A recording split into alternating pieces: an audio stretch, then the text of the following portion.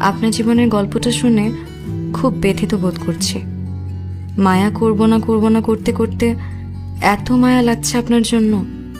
সবচেয়ে অবাক হলাম, আপনি আমার চেহারাটা কল্পনা করে যে চেহারাটা তৈরি করেছেন, সেই চেহারাটা বারবার শেলির চেহারা হয়ে যাচ্ছে জেনে।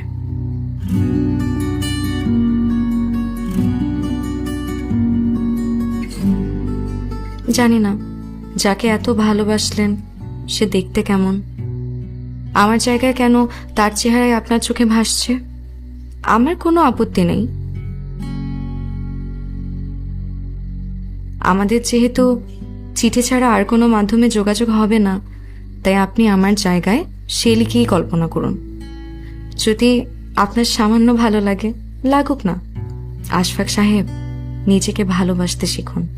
এই মূল্যবান জীবনটা কিন্তু অন্যের জন্য না, নিজের জন্য। নিজেকে যত গুরুত্ব দিবেন, যত ভালোবাসবেন, জীবনের সার্থকতা তত পূর্ণতা পাবে। অন্তত আমার কাছে এটাই মনে হয়। কি লাভ অন্যের জন্য নিজের আনন্দটুকু মাটি করে? ভালো থাকবেন।